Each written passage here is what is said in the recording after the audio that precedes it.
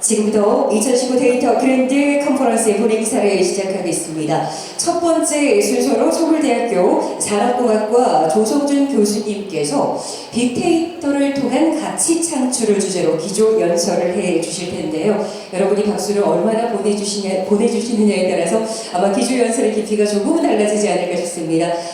교수님을 큰 박수로 맞아주시면 대단히 감사하겠습니다.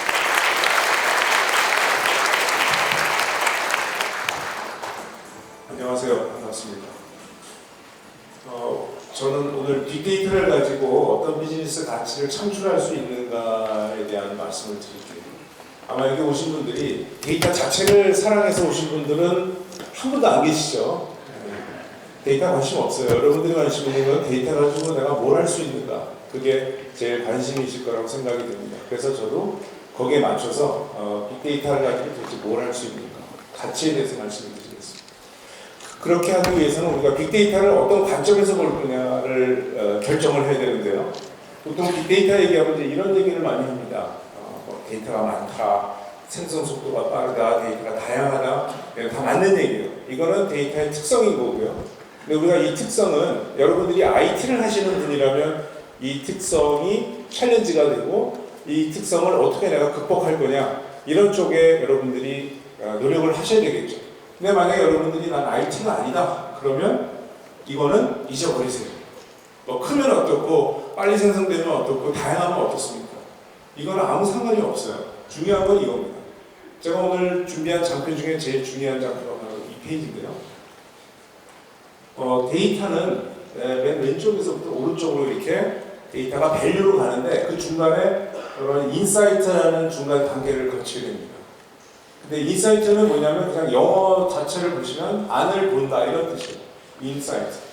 그 뭐의 안을 보느냐? 그거는 이제 사람마다 다르죠. 엔지니어면 기계의 안을 보고 싶은 거고요. 마케터면 소비자의 마음을 보고 싶은 거고요.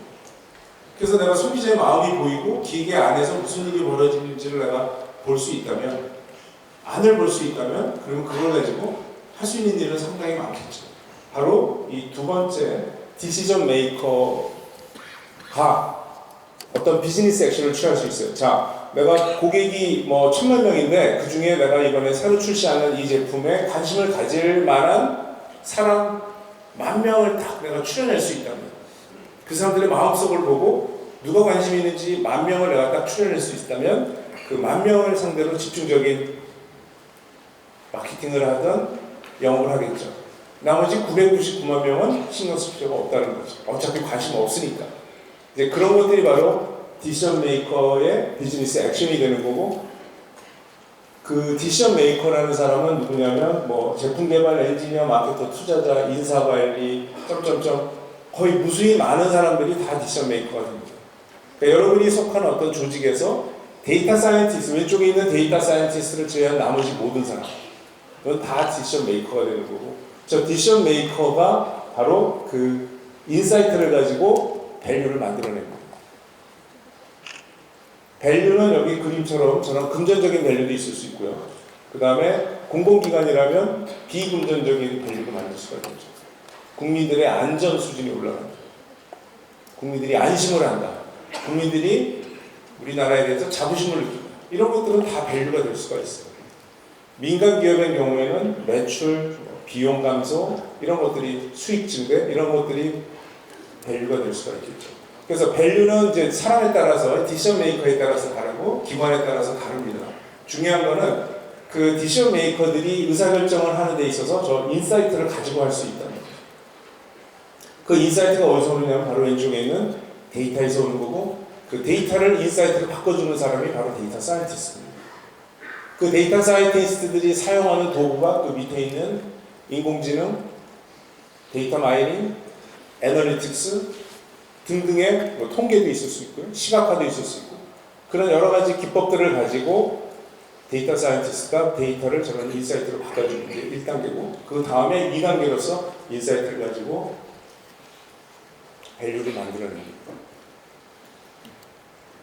그러니까 결국 데이터는 밸류의 소스여야 된다는 거죠. 자, 그러면 이거는 사실은 제가 이런 비유를 갖고 왔는데요.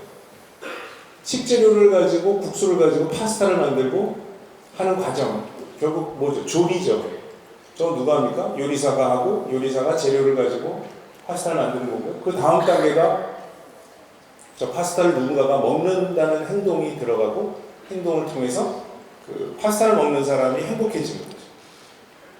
배고팠던 사람이 포만감을 느끼거나 내가 먹고 싶었던 파스타를 먹어서 매우 행복하다. 그게 바로 밸류입니다. 맨 오른쪽에 밸류죠. 이거랑 똑같습니다. 그러면 결국 데이터 사이언티스트는 셰프가 되는 거고 디시업 메이커는 바로 식사를 하는 사람이다. 여러분이 이제 이 그림을 보시면 자, 주인공이 누군가요? 셰프인가요? 아니면 파스타를 먹는 사람인가요? 여기 셰프가 많이 계신 것 같아요. 셰프는 주인공이 아니에요. 주인공은 이 파스타를 먹는 분이 주인공이에요. 파스타를 먹는 사람이 행복감을 느낄 수 있는 파스타를 만들어주는 임무가 셰프한테 있는 거죠. 그렇죠? 셰프는 요리 만들어주는 사람이고 결국은 그 요리를 먹고 누군가가 행복해야만 셰프의 미션은 성공적으로 끝나는 겁니다. 자, 그럼 빅데이터를 가지고 만드는 인사이트의 특징은 뭐냐면 크게 세 가지인데요. 첫 번째가 개인화입니다. 개인화. 두 번째가 객관화, 객관적이라는 거. 세 번째가 non-stop이에요. 쉬지 않아요. 자, 이 세 가지에 대한 특징은 이제 구체적인 사례를 가지고 소개를 드리도록 하겠습니다. 자, 근데 이거 구체적인 소개를 드리기 전에 하나 말씀드려야 되는 건 뭐냐면 우리가 데이터 사이언티스트가 요즘 많이 각광을 받고 있는데 그 전에 또 관련되는 사람들이 있어요. 바로 데이터 엔지니어라는 사람들이 있습니다.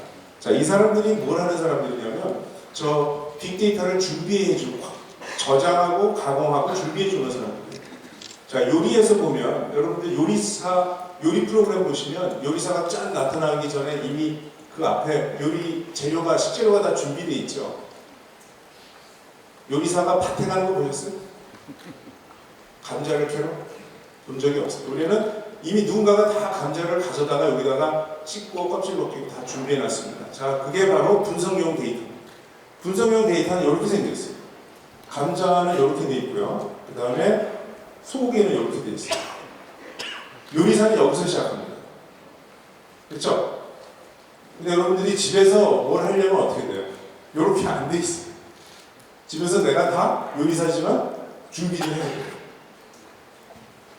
이게 클라우드에서 옵니다. 클라우드에는 이런 형태로 데이터가 되어 있습니다. 슈퍼마켓에 있는 형태. 그러니까 스튜디오에서 누군가가 조연출을 보내서 이 조연출이 슈퍼에 가서 저걸 사다가 이렇게 다 준비해. 그래야 이제 데이터 사이언티스트 요리사가 등장해서 요리를 합니다. 근데 슈퍼는 저래요 원래? 감자가 슈퍼에서 자랍니까? 소는 슈퍼에서 돌아다니나요? 이게 원천 데이터입니다. 우리가 센서 데이터, ERP에서 오는 데이터, MES, CRM 이런 기업에 있는 오퍼레이팅 시스템에서 나오는 데이터는 다 원 소스 데이터죠. 자, 감자는 밭에 있고요. 소는 저래요. 걸어다녀요, 소가. 저런 애를 어떻게든 두 번째 형태로 바꾸고 누군가가 저걸 또 사다가 세 번째 형태로 바꿔줍니다. 앞에서 많은 분들이 의원님을 포함해서 많은 분들이 데이터 3법을 얘기하셨는데 자, 데이터 3법이라는 건 뭐냐면 손은 있으나 잡지 마라. 왜냐? 우리 인도인가요? 우리 인도? 힌두교 믿어요? 손은 성스러우니까 건드리지 마라 하는 게 지금 데이터 3법이에요. 성스러운 소를 건드리지 마라. 이게 데이터 3법이에요. 그래서 데이터 3법이 통과가, 개정안이죠. 개정안이 통과가 되면 우리 소 잡을 수 있어요. 여러분이 좋아하시는 불고기도 먹을 수가 있어요. 지금은 그걸 못하게 돼요. 막혀 있는 거예요. 자, 이거 제가 말씀드린 이유는 저런 앞에 누군가가 소를 잡고 그거를 또 슈퍼에서 사오고 하는 저런 과정, 앞에 준비 단계가 시간이 오래 걸리고 공이 많이 갑니다. 근데 아무도 그 과정은 요리 프로그램에서 잡지 않는다. 요리사만 스포트라이트를 받는다. 그러나 그 전 단계가 매우 중요합니다. 그래서 여러분들이 기업에서 또는 기관에서 어느 기관이든 야, 우리 요새 빅데이터가 중요하고 우리 빅데이터 많지? 차장님이 그래요. 빅데이터 많지? CIO가 네 그래요. 그러면 해보세요. 어떻게 해요? 요리사 보고 손을 가리켜요. 야, 저 소 많네. 빨리 30분 안에 갈비찜을 만들어와 이렇게 얘기합니다. 코미디 같은 거. 저 정과정을 앞에 어떤 과정이 들어가 있는지를 우리가 이해를 해야 됩니다. 자, 비즈니스 사례를 말씀을 드리면요. GE 같은 회사는 항공기 엔진에다가 센서를 달아서 그 엔진이 어떤 상태인지를 다 데이터화 시킨 다음에 이거를 가지고 고장 가는 확률을 계산해서 소위 예측 보존이라는 걸 합니다. 예측 보존이라는 게 뭐냐면 특정 부품이 고장날 확률을 계산해서 거기에 따라 바꿔줍니다. 기존에 우리가 하는 거는 예방 보존입니다. 여러분 중에 혹시 항공기를 메인테넌스 하시는 분은 안 계실 테니까 그냥 쉬운 예를 바꿔드리면 자동차를 여러분들이 소유하고 자동차를 관리할 때 엔진 오일을 6개월 5,000km마다 엔진을 바꾸라고 그러죠. 그게 예방 보존이에요. 왜 그러냐면 대개의 차가 6개월 되면 엔진 오일이 안 좋아지니까 바꿔라 이 얘기. 여러분이 항상 궁금하고 제 차는 깨끗할 것 같아요. 모르는 거죠. 만약에 여러분들 차마다 전부 다 센서가 달려있다면 여러분의 차가 어떤지 그 상태를 알 수가 있고 그러면 상태가 안 좋을 때 바꾸는 거예요. 지금 현대자동차 그거를 개발하고 있어요. 자, 그러면 어떻게 되면 돼요? 6개월 5,000km 필요 없고 그냥 문자가 오면 바꾸면 돼요. 계속 모니터링 하다가 제가 앞에서 말씀드린 개인화라는 게 바로 이겁니다. 내가 똑같은 날 내 친구랑 같이 6개월 전에 엔진을 바꿨어요. 근데 그 친구는 벌써 한 달 전에 문자를 받았어요. 난 안 받았어요. 그럼 무슨 얘기예요? 그 친구는 차는 지금 상태가 안 좋아서 바꾼 거고 제 차는 아직 괜찮아서 계속 더 쓰는 거예요. 그게 개인화입니다. 우리가 왜 1년에 한 번씩 건강검진하죠? 우리 몸에 센서가 없어서 그래요. 여러분들 몸속에 센서가 들어가 있으면 1년에 한 번 할 필요 없습니다. 그냥 센서에서 시그널이 오면 그때 합니다. 7개월 만에 할 수도 있고 5년 만에 할 수도 있어요. 그게 개인화가 안 돼서 지금 전 국민이 1년에 한 번씩 하라는 이런 좀 낙후된 방식의 건강검진을 하고 있는 거예요. 두 번째는 이제 객관화를 말씀드리겠습니다. 저희가 삼성전자가 만들어서 파는 그 가전제품을 빅데이터 분석을 한 적이 있는데요. 이게 뭐냐면 전자오븐입니다. 전자오븐을 쓰고 전자오븐에 대해서 소비자들이 어떻게 생각하는지를 저희가 블로그와 트위터 한 70만 건을 분석한 결과예요. 여기 보시면 가운데 오븐이라고 되어 있고 주변에 집, 마트, 맛, 엄마, 아이, 간식, 정성, 실패, 귀찮음 이런 단어들이 많이 등장하는 걸 저희가 발견했습니다. 이건 저희가 발견한 거예요. 제가 손으로 쓴 게 아니고 자연어 처리를 해보니까 이제 이런 단어들이 많이 등장했다는 거예요. 저걸 보시면 대략 지금 한 돈 100만 원 정도 되는 이 제품을 구매한 사람들이 어떤 경험을 하고 있는지를 우리가 알 수가 있어요. 젊은 엄마들이 아이를 위해서 직접 과자와 빵을 구워서 주는 겁니다. 근데 실패한다는 거죠. 그래서 왜 실패하는가를 쭉 봤더니 오븐마다 브랜드에 따라서 세팅이 달라야 되는데 그냥 인터넷에 있는 거를 따라 하다 보니까 그 인터넷에 레시피를 올린 사람 집에 있는 오븐의 세팅이 맞춰진 거죠. 내가 갖고 있는 삼성전자 오븐하고는 다른 세팅을 하고 있는 거예요. 나도 몰라야 돼. 정답이 뭔지. 그런 일들이 벌어지고 있다는 바로 인사이트를 얻습니다. 이게 바로 인사이트예요. 제가 안을 본다 그래 말씀드렸죠. 소비자들이 지금 어떤 경험을 하고 있는지 소비자들의 안을 본다.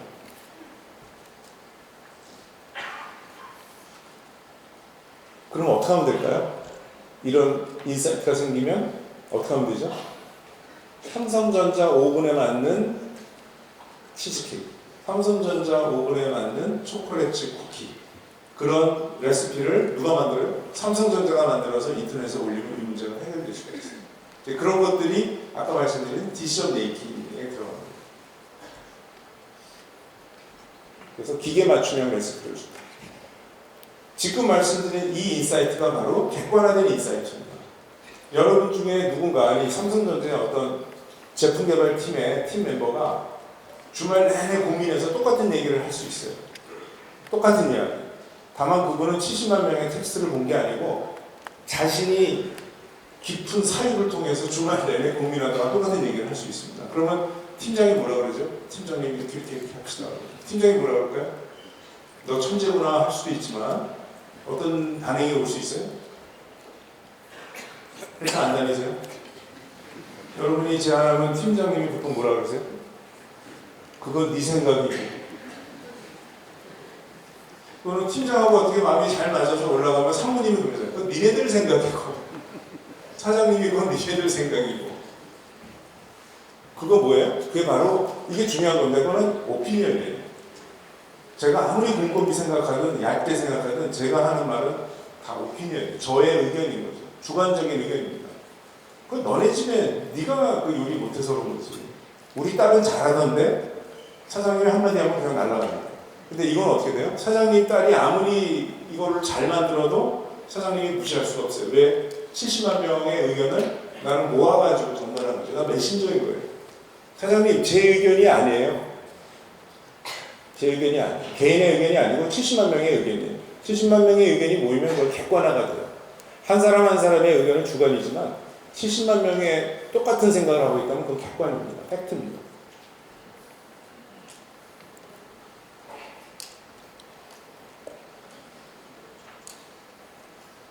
와인은 이 두 병을 보시면 이게 보르도의 최고급 와인인데요. 그 가격이 3배 차이가 납니다. 근데 이 와인의 그 빈티지라고 그러죠. 와인이 태어난 해가 3년 차이가 나요. 2006년, 2009년. 왜 그럴까요? 와인은 날씨에 의해서 포도가 결정되고요. 그 포도의 퀄리티에 의해서 와인의 퀄리티가 결정이 되기 때문에 그렇습니다. 그래서 이분이 뭘 했냐면 프랑스 기상청에서 데이터를 받아가지고 어떤 해의 와인의 퀄리티가 그 해 날씨와 어떤 관계가 있는지를 데이터로 분석해서 이러한 식을 이분이 만들어낸 게 아니고 데이터가 만들어준 거예요. 저 숫자 0.0, 뭐 12.145 저거 다 이 사람이 손으로 쓴 게 아니고 데이터에서 튀어나온 숫자입니다. 여기 모든 숫자. 그 다음에 저 오른쪽에 겨울 강수량, 평균 기온 이런 변수들 값이 왜 하필이면 겨울 강수량일까요? 여름 강수량은 상관이 없대요. 그걸 누가 결정해요? 데이터가 결정하고. 이거 아주 간단한 통계 분석인데요. 회귀 분석이라는 건데 이 사람은 후보로 수천 개의 변수를 집어넣는데 그 중에 데이터가 요거 3개면 돼 라고 데이터가 골라준 겁니다.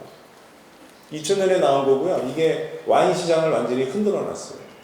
재밌는 거는 이게 객관이라는 거죠. 객관적. 주관적인 거는 누구예요? 여기 맛보는 사람이 있어요. 테이스팅하는 전문가들이 주관적인 의견을 얘기하는 거고 객관적인. 이게 왜 중요하냐면 객관이기 때문에 또 여기 보시면 이 품질값 또는 이게 가격의 로그 함수를 품질을 썼는데요. 수확기 강수량 저런 것들을 보시면 이게 2019년 금년에 자란 포도는 아직 포도주도 안 됐어요. 지금 어떤 상태냐면 오크통에 들어가서 이 포도 주스와 포도주 사이에 애매한 상태입니다. 액체적으로. 근데 얘는 벌써 이미 평가가 끝났습니다. 2019년 와인이 앞으로 20년, 30년 후에 어느 정도의 품질이 나올지가 이 공식에 의해서 이미 나왔어요. 이미 결정됐어요.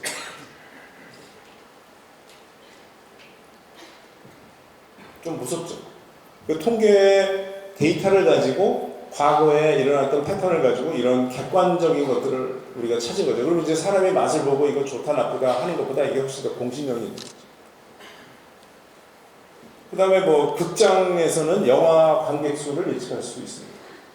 그래서 이런 어떤 개봉하기 전에 한 2달 전에 이 영화가 몇 명의 관객을 끌어모을까 하는 것들을 우리가 미리 알 수 있다는 거죠. 미리 알 수 있습니다. 이건 실제 국내 모 업체에서 저희 연구실에서 만들어준 걸 좀 쓰고 있어요. 잘 맞아요. 그럼 왜 이걸 예측할까요? 2달 동안 이게 관객이 많이 안 올 것 같으면 열심히 영업을 해야 되는 거고 예상만큼 브레이크 이븐 포인트 이상으로 올 것 같다고 예측이 되면 그냥 조용히 있으면 됩니다. 근데 그런 의사결정을 하기 위해서 이렇게 합니다. 그전에는 어떻게 했어요? 이거를? 이런 데이터로 안 했을 때는 그 팀원들이 모여가지고 각자의 의견을 얘기해요. 제가 보기에는 20만이에요. 김 과장, 저는 15만이에요. 박 대리, 저는 10만인데요. 그러면 10과 15와 20을 어떻게 해요? 평균을 합니다. 평균이니까 객관적이죠. 그러나 그 숫자가 너무 주관적이라서 그 하면서도 괴로운 거예요. 하는 사람도 괴로워. 그리고 박 과장한테 그러겠죠. 요즘 컨디션이 안 좋은가 봐. 왜 계속 틀려? 잘하겠습니다. 뭐 어떻게 잘해요? 그래서 그 주관적인 것들을 우리가 객관적으로 바꿀 수가 있고요. 그 다음에 이제 1대1의 최강자, 아마존이죠. 여러분 한번 아마존 저걸 한번 읽어보세요. 지금 뭐라고 되어 있냐면, 그러니까 구매하기 전에 배송한다는 뜻입니다. 그죠? 저게 특허를 낸 겁니다. 아마존이니까. 여러분이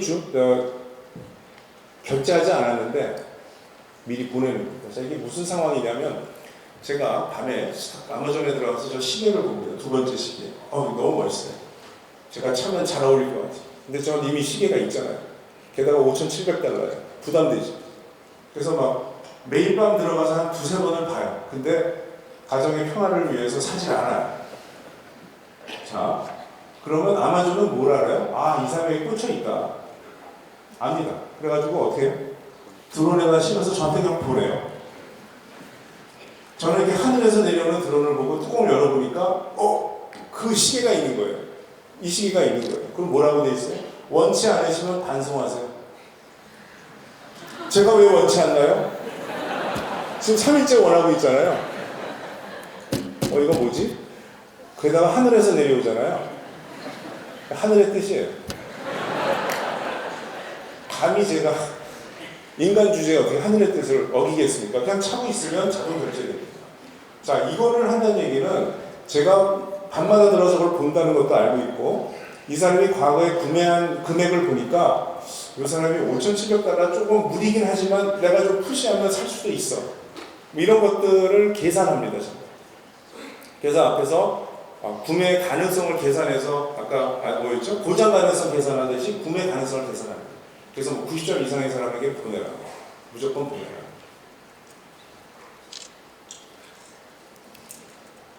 이것도 개인한데요. 자, 이거는 미국의 그 데이팅 사이트입니다. 자, 데이팅 사이트 가보신 분은 아시겠지만, 저는 안 가봐서 모르지만, 회원 가입하고 자기 정보 넣고요. 그 다음에 상대방 정보를 넣습니다. 상대방, 이런 사람을 만나고 싶다. 자, 요거 나이만 한번 보겠습니다.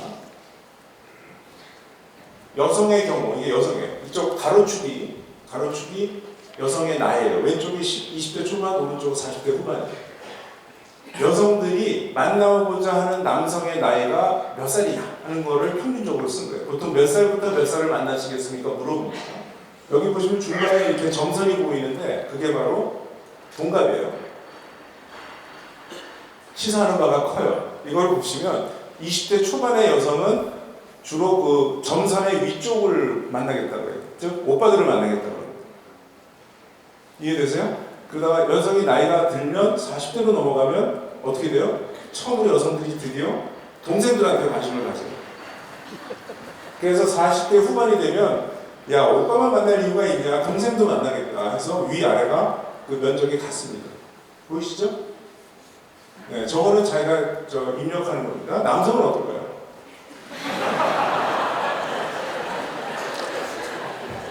뭐 기본 패턴은 같습니다. 다만 남성들은 젊어서부터 동생들한테 관심이 많고 나이가 들수록 점점 더 아래쪽 동생들한테도 관심이 많아져요. 좀 더 이렇게 커지는 거죠.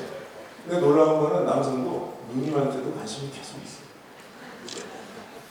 자, 이거는 자기가 입력하는 거고요. 입력을 하면 회사가 알고리즘에 의해서 매칭을 시켜줘요. 그래서 5명을 딱 보내줍니다. 그 5명의 프로필과 뭐 나이, 사진 등등을 보내주고 5명 중에 자기가 보고 마음에 드는 사람한테 문자를 보내요. 그래서 이제 온라인에서 채팅을 하다가 마음에 들면 이제 오프라인에서 만나는 그런 비즈니스 모델이에요. 그럼 누구한테 보내느냐, 문자를. 5명 중에 누구한테 보내느냐? 그 첫 번째 보내는 사람의 나이가 몇 살이냐를 또 이 사이트의 사장님께서 직접, 그분이 수학과 출신이라고 해서 이걸 분석을 했어요. 그래서 그분이 딱 나온 그림이 이거. 이게 여성이고, 이게 보시면 어때요? 역시 그 점선 위쪽을 처음에 보내죠. 젊었을 때는. 그러다가 나이가 들면 여성이 아까 분명히 오빠들한테도 관심이 있다고 그랬죠. 오빠와 동생이 똑같이 관심이 있다고 그랬는데 실제로 문자는 누구한테 보내요? 오빠한테는 안 보낸다는 얘기입니다. 무조건 동생한테 보낸다. 즉 말과 행동이 다르다. 남성은 어떨까요?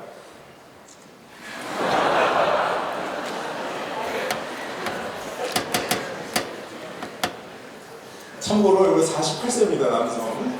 그러니까 48세까지의 남성의 행동은 이렇다. 50대 남성은 알 수 없어요. 그 다음에 이건 미국 남자들이 이렇다는 거죠. 한국 남자는 또 알 수 없습니다. 자, 이 얘기는 뭐냐면 소비자한테 묻지 말라는 얘기예요. 소비자한테 묻지 마. 몇 살을 원하세요? 뭐 이런 거 묻지 말라. 그냥 그 사람의 행동을 봐라. 행동을 보면 거기 답이 있다. 근데 요즘 어때요? 우리가 빅데이터 시대에 행동 데이터가 넘쳐납니다. 그러니까 제발 서베이 하지 말라는 거죠. 서베이.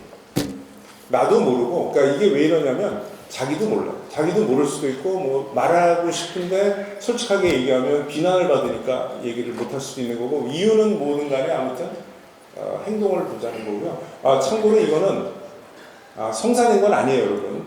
너무 불편하지 마세요. 그냥 시도했다. 제록스에서는 고객들의 조기 퇴사 문제가 심각한데 조기 퇴사 가능성을 미리 좀 알고 싶다는 거예요. 그래서 입사를 할 때 인터뷰할 때 아예 조기 퇴사 가능성을 개선해 보겠다는 거예요. 근데 물어보면 어때요? 이거 똑같아요. 물어보면 어때요? 혹시 조기 퇴사 생각 있어요? 그러면 어때요? 저요? 저 여기 뼈를 묻겠습니다. 똑같은 거예요, 앞에랑. 물어볼 필요가 없어요. 그러면 어떻게 하면 돼요?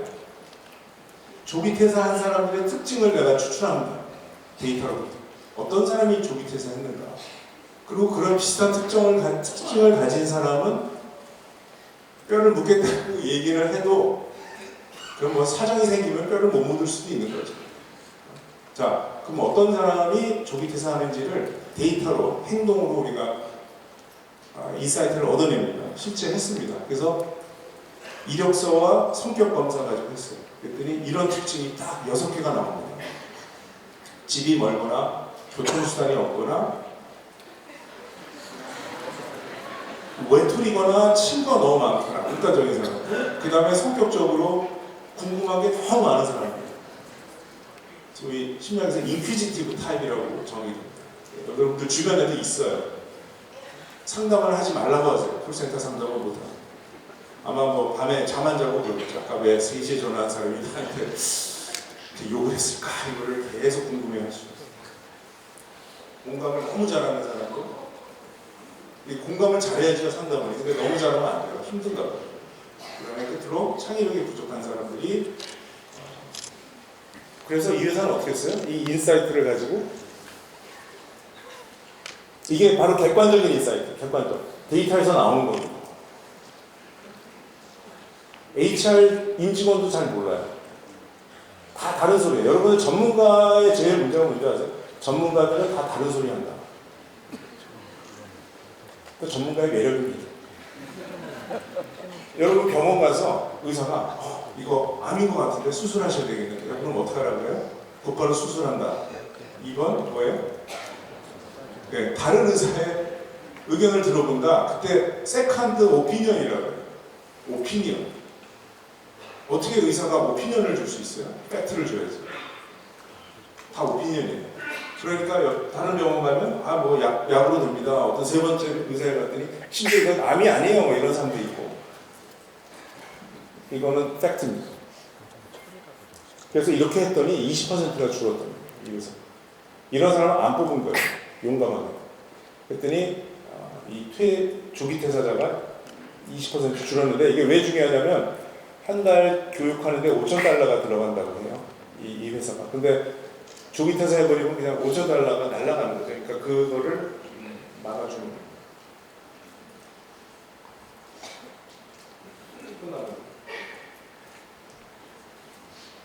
네. 자, 세 번째는 이제 기술에서 혁신으로 가는 거예요. 이런 이제 사례들을 여러분께 보여드렸는데, 만약 여러분들이 속해 있는 회사나 기관에서 정말 내가 빅데이터를 가지고 그러면 내가 밸류를 만들어 보겠다. 그러면 어떤 절차를 밟아서 일을 해야 되는가? 4단계가 있습니다. 플랜, 두, 체크, 액트인데요. 첫 번째 단계가 VID를 기획하는 겁니다. 요거 이제 제가 말씀 안 드렸어요. V가 밸류 인사이트 데이터인데요. 그거를 기획하는 게 있고요.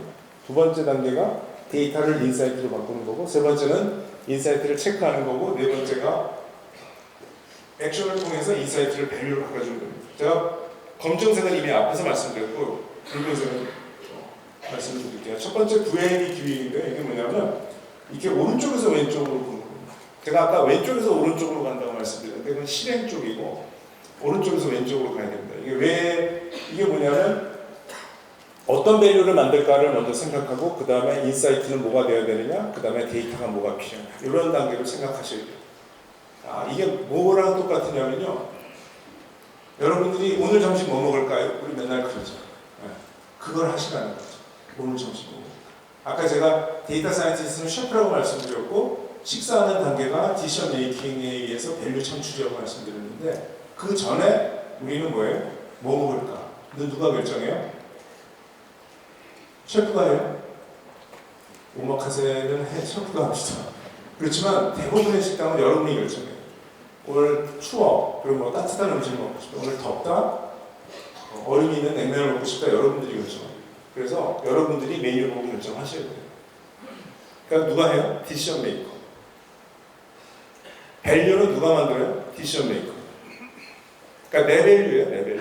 내가 몸이 시원해지고, 내 몸이 따뜻해지고, 내가 기분이 좋아지고, 내가 먹고 싶은 거를 고르는 거죠.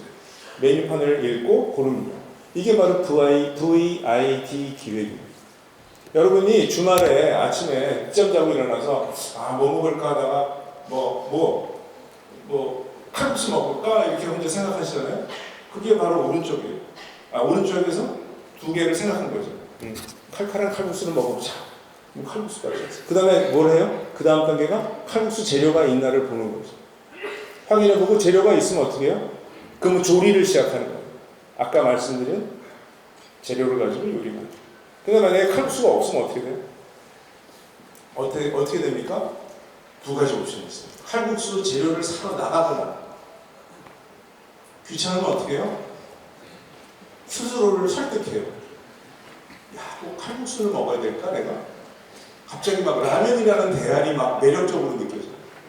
칼국수나 라면이나 그게 그거지라고 막 자기 출면 걸면서, 그래 난 라면을 먹어도 돼 하면 뭐가 바뀌는 거죠? 인사이트가 바뀌는 거예요. 라면 재료 있나? 많아요 집에. 그럼 그걸 가지고 내가 먹을 수 있어요. 그래서 내가 똑같은 밸류를 만들면 되는 겁니다. 근데 나는 라면 가지고는 칼국수의 그 밸류를 만들 수 없다면 귀찮더라도 나가야 됩니다. 그래서 VID가 그런 식으로 우리가 정리가 됩니다. 자, 그러려면 이걸 하려면 내가 요리가 어떤 건지를 알아야 되고, 재료도 알아야 되고, 조리 과정도 알아야 됩니다. 그렇죠? 여러분이 칼국수를 먹겠다는 생각을 한다면은 칼국수의 모양과 맛과 칼국수를 먹고 난 다음에 내 몸 상태가 어떻게 되는지까지는 다 알고 있어야 돼요. 그럴 때 내가 칼국수가 생각나는 거지, 여러분이 듣도 보도 못한 음식을 갑자기 먹고 싶은 생각이 들 수가 없어요. 그러니까 여러분들이 만들 수 있는 인사이트는 여러분이 경험을 해봐야 됩니다. 내가 냉면을 먹어봤기 때문에 더울 때 냉면을 찾는 거죠. 그렇죠? 자, 그래서 뭐가 문제냐면 바로 이겁니다. 이제 이게 돼야 되는데, 디시전 메이커가 바로 빅데이터 인사이트 분석 방법에 대한 이해가 있어야 돼요. 요리 과정도 이해해야 돼요. 재료가 뭐가 필요한지도 알아야 돼요. 그래야 내가 칼국수를 먹을지 라면을 먹을지 결정하는 거예요. 근데 이게 우리나라에 지금 안 돼 있습니다. 우리나라가 아니고 많은 기업과 기관에서 이 부분이 안 돼 있습니다. 그러니까 정작 빅데이터를 가지고 뭘 해야 될지를 기획해야 될 사람이 빅데이터를 가지고 하는 그 요리 과정을 모르니까 뭘 먹어야 될지 얘기를 못 하는 거예요. 우리가 다 같이 이티오피아에 가요. 이티오피아. 여기가 이티오피아입니다. 자, 이제 점심을 뭐를 드시고 싶으세요 하고, 우리 개인적으로 다 하나씩 원하는 걸 주겠다고 그러면 여러분들이 이티오피아에 가서 그 메뉴판을 보고 뭘 주문하실 수 있어요. 오기 전에 공부를 했었어요. 이티오피아에 가면 이런 음식을 먹어. 그게 말이야, 그게 된장찌개랑 비슷해. 요거가 칼국수랑 비슷해라는 걸 내가 들어봐야 돼요. 그 정보를 갖고 있어야 됩니다. 결국은 빅데이터가 뭐가 필요한지 의사결정자에 대한 교육이 필요합니다. 그래서 바로 이런 과장, 차장, 부장, 팀장 이런 분들이 올해도 안 걸려요. 10일에서 20일 정도 이런 거 공부를 해야 돼요. 그래야만 내가 메뉴판을 읽을 수가 있습니다. 분석가가 수십 가지 분석을 할 수 있어요. 저는 뭐 AI 전문가예요. 뭐든지 시켜주세요. 여러분이 요리를 모르는데 뭘 시켜요? 요리사가 전 다 할 수 있습니다. 에티오피아 음식을 다 할 수 있습니다. 여러분들에게 아무런 도움이 안 돼요. 여러분들이 경험해 보셔야 돼요.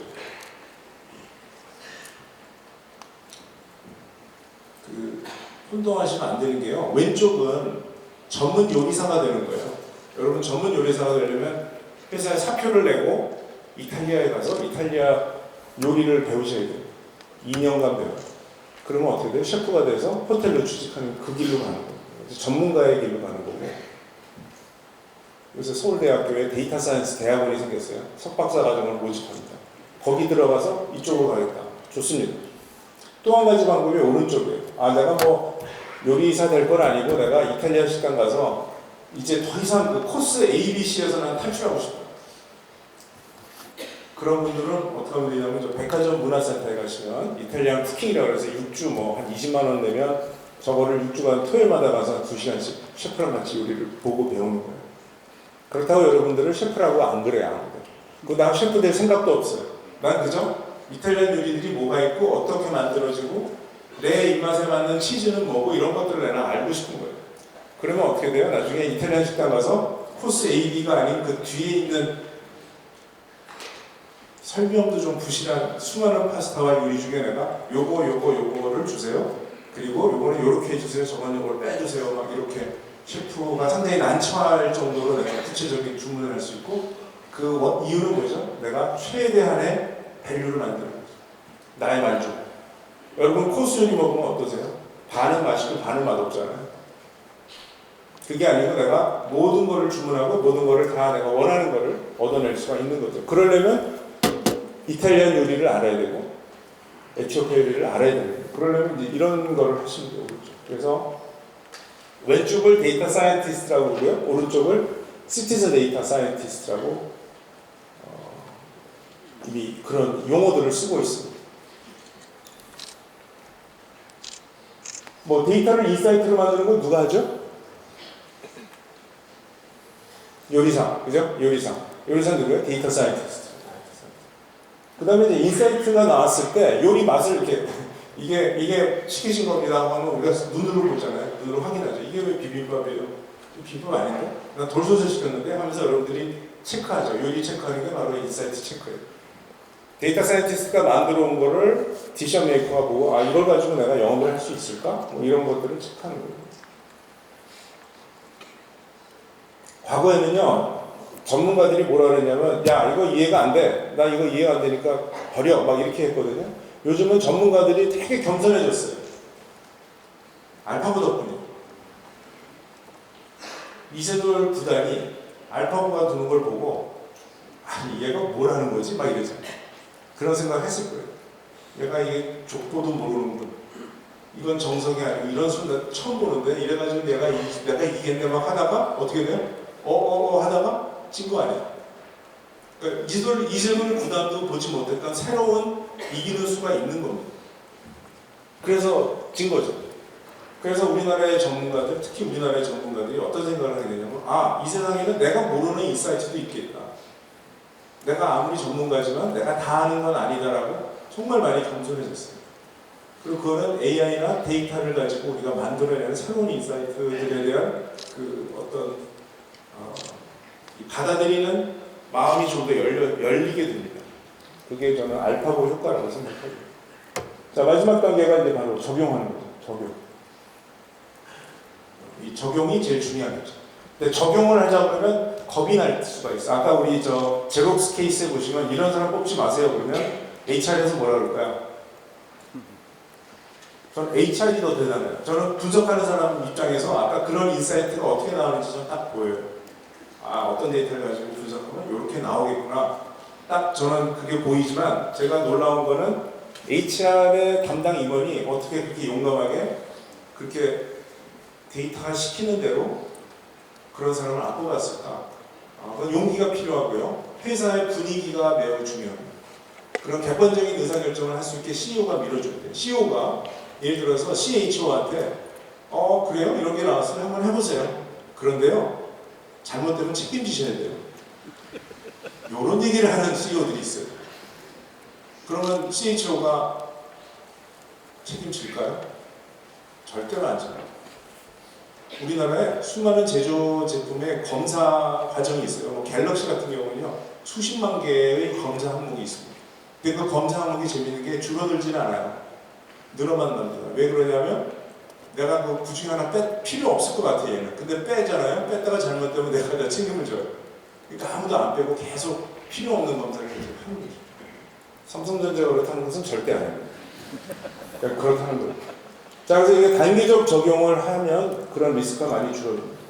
제가 오늘 준비한 건 이 정도고요. Q&A는요 이렇게 하도록 하겠습니다. 시간 관계상 제 이름이 조성준이니까 준하고 서울대학교 SNU ac.kr로 이메일을 보내주시면 제가 답변을 드리고요. 제가 하고 싶은 얘기는 40분 만에 하긴 좀 그렇고 한 40시간이 필요합니다. 그래서 여러분들이 더 자세한 얘기를 들으시려면 절찬리에 판매되는 제 책을 보시는 거고, 이게 비싸요. 만 원이 넘습니다, 이 책. 그래서 이게 너무 부담되시는 분들은 네이버에 오디오 클립에 가서 제 이름을 치시면 이 무료입니다. 네이버 참 좋은 회사입니다. 저희 그 출판사 사장님은 싫어하시지만 이게 오디오 클립으로 다 나와 있고 유튜브에도 있어요. 서감 영감 조성준 하면 이거 다 공짜입니다. 여러분들 출퇴근하시면서 들으시면 돼요. 그래서 이 정도로 마치겠습니다. 감사합니다.